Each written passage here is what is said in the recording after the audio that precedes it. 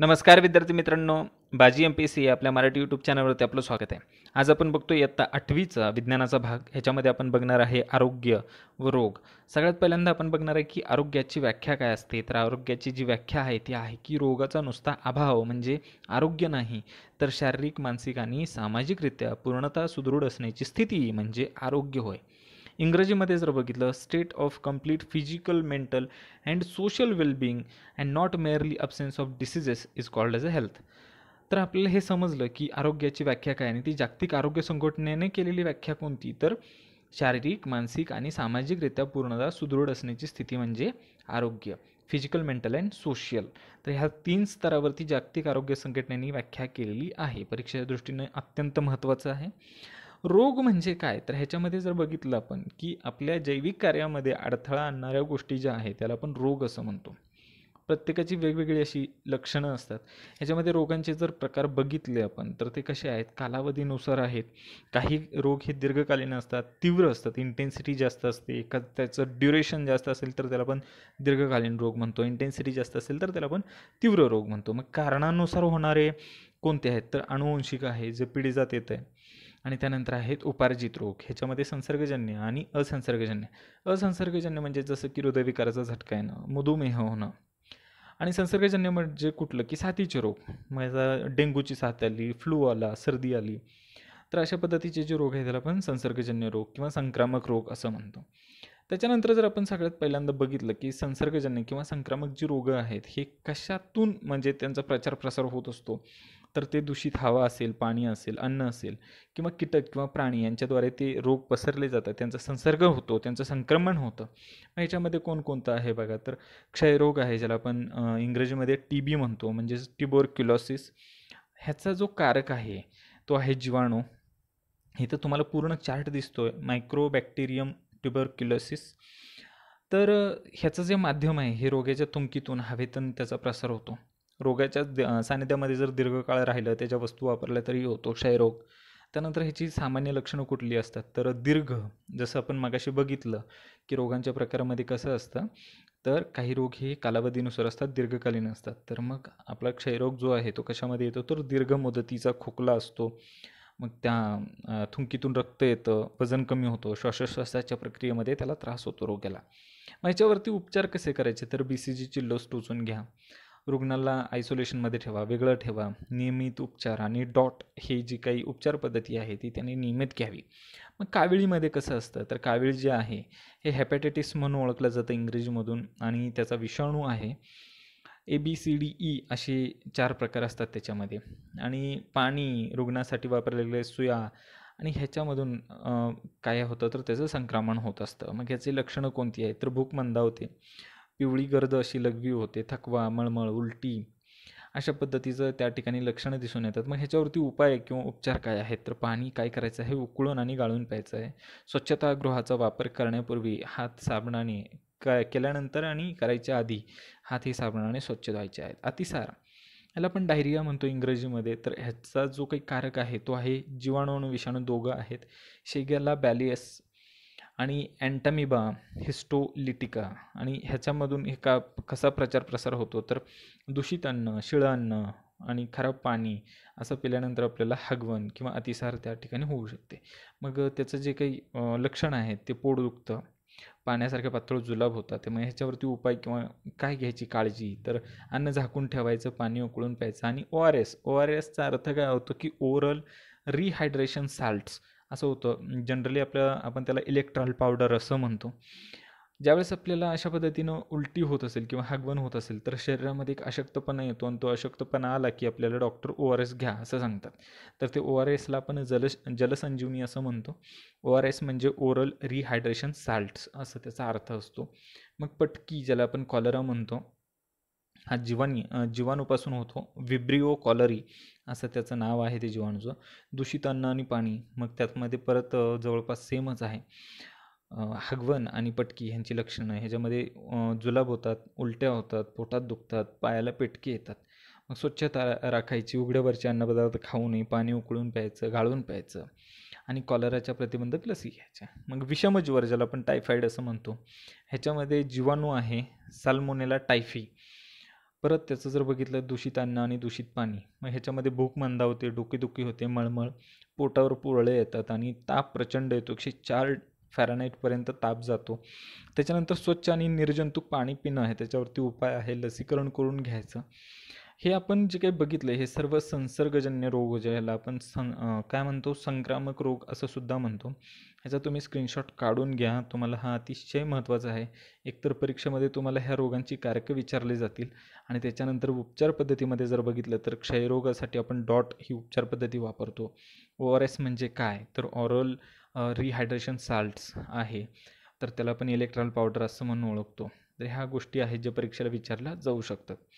त्याच्यानंतर जर बघितलं आपण तर आता डेंग्यू हा कशाने होतो तर साठलेल्या पाण्यात अंडी असतात डासांची आणि त्यांना ते पोषक वातावरण मिळालं की त्यांची संख्या वाढते आणि पर्यायाने डासांची संख्या वाढते. ह्याच्यामधील एडिस इजिप्ती हा जो काही प्रकार आहे हा या डासामार्फत डेंग्यूचा संसर्ग होत असतो आणि हा आजार फेल्वी व्हायरस या प्रकारातील डेन14 या विषाणूमुळे होत असतो. तर मग अशा पद्धतीने इथे तुम्हाला दिसतंय की त्या टायरमध्ये पाणी साठलंय, मग त्याच्यामध्ये त्या अंड्यातून तो कोश आणि मग डास असं ते झालेलं आहे.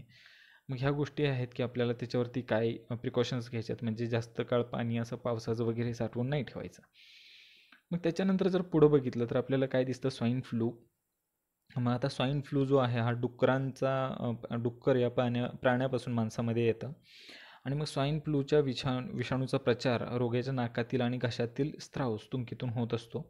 स्वाईन फ्लूची लक्षणं कशी आहेत तर धाप लागणे, श्वसनाला अडथळा निर्माण, घसा खवखणे, शरीर दुखणे. आता स्वाईन फ्लूचे निदान. आता ह्याच्यामध्ये आपल्याला महत्त्वाचं काय हा बॉक्स आपल्यासाठी खूप इम्पॉर्टंट आहे, येलो बॉक्स आणि ब्लू बॉक्स. तर याच्यामध्ये जर बघितलं तर तुम्हाला राष्ट्रीय विषाणू विज्ञान संस्था म्हणजेच नॅशनल इन्स्टिट्यूट ऑफ व्हायरॉलॉजी ह्याला आपण NIV असं म्हणतो, ही पुण्यामध्ये आहे. तर राष्ट्रीय संचारी रोग संस्था तर ही काय आहे national institute of communicable diseases. तर ही संस्था कुठे आहे दिल्लीमध्ये आहे. आपली गफलत तिथं बऱ्याच वेळेस आपल्याला होताना दिसून येते. त्यामुळं ही गोष्ट क्लिअर करून घ्यायची की राष्ट्रीय विषाणू विज्ञान संस्था ही पुण्यामध्ये आहे. तर राष्ट्रीय संचारी रोग संस्था इंग्रजीमध्ये तुम्ही लक्षात ठेवाल तर ते बऱ्यापैकी सोपं जातं, ज्याला आपण म्हणतो कम्युनिकेबल डिसीजेस म्हणजे कसं की संचार होतो त्यांचा. तर ही संस्था आहे दिल्लीमध्ये. मग त्याच्यानंतर हे जर बघितलं की H1N1 हा जो स्वाईन फ्लू इन्फ्लुएन्झा A टाईपचा होता हा विषाणू सर्वप्रथम 2009मध्ये मेक्सिको या देशामध्ये आढळला होता. तिथं बाधा झाली होती आणि डुकरांमध्ये तो आढळणारा विषाणू माणसांमध्ये आलेला होता.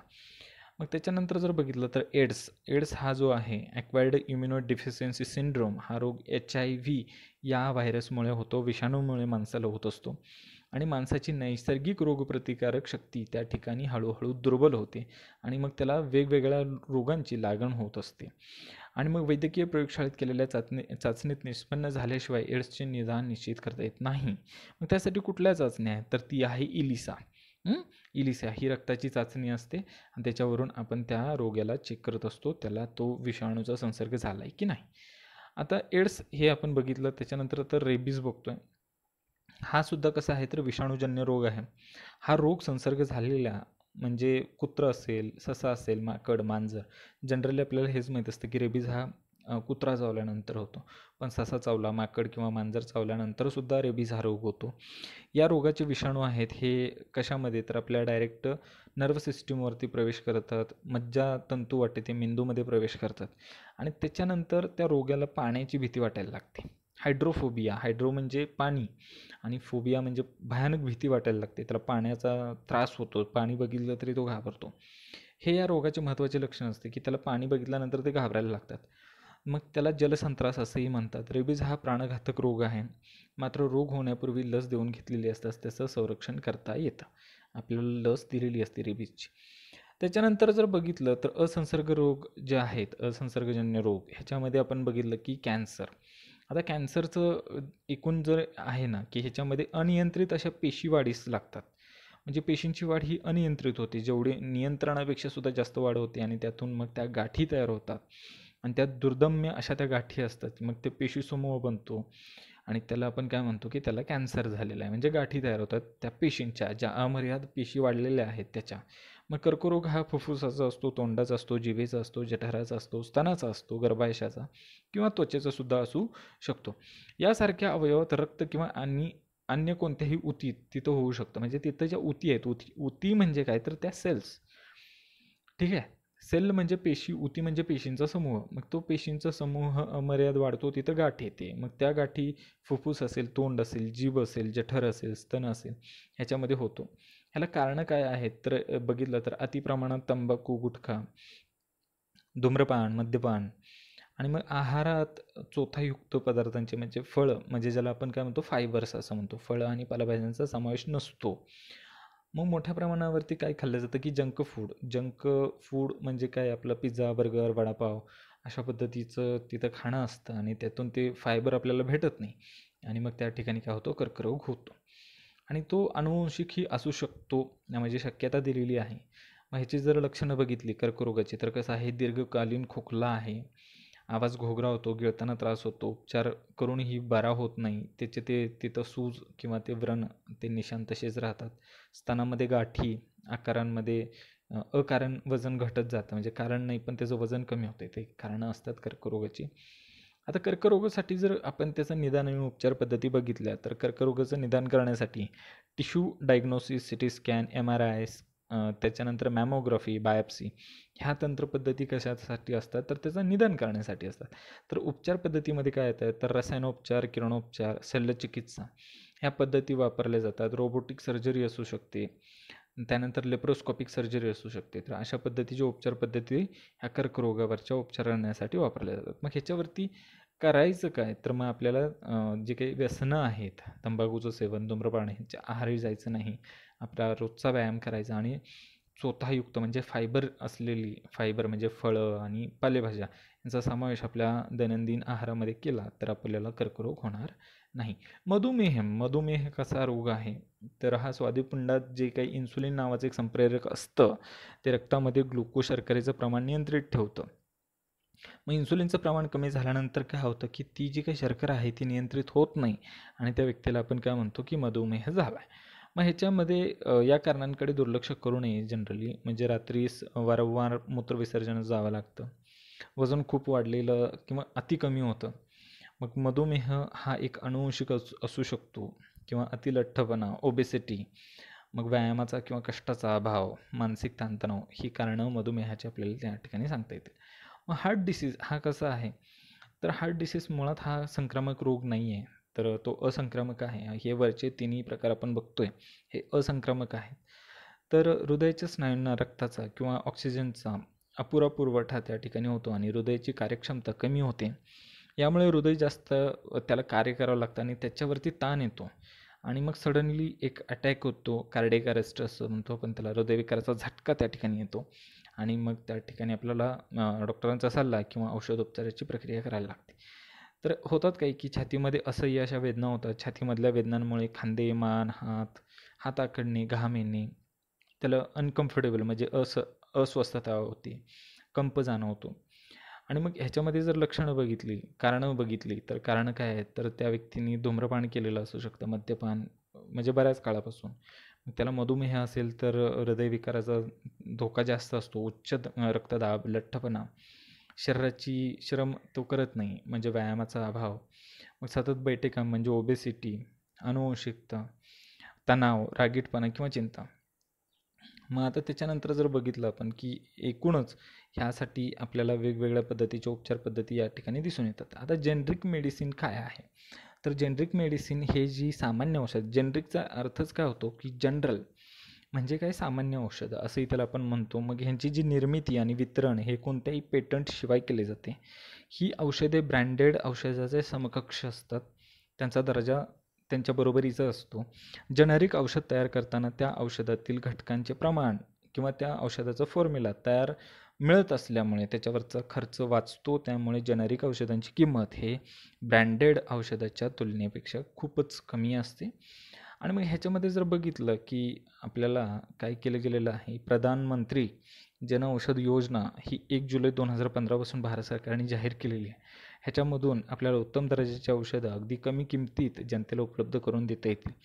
मग जनऔषधी स्टोअर्स चालू केलेली आहेत. तर एकूण आपण हे सगळं बघतोय. तर मग वेगवेगळे आरोग्याचे दिन विशेष आहेत. 7 एप्रिलला जागतिक आरोग्य दिन असतो. दरवर्षी काही ना काहीतरी थीम असते. 14 जूनला जागतिक रक्तदान दिन असतो, 29 सप्टेंबरला जागतिक हृदय दिन असतो आणि 14 नोव्हेंबरला जागतिक मधुमेह दिन असतो. तर एकूण ह्या आपण सगळं गोष्टी बघितलेलं आहे. आहार आणि आरोग्य हा टॉपिक तुम्हाला समजला असेल अशी मी अपेक्षा करतो. चॅनल जर अजून सबस्क्राईब केलं नसेल तर नक्की सबस्क्राईब करा आणि असेच चांगले चांगले व्हिडिओ बघत राहा. धन्यवाद.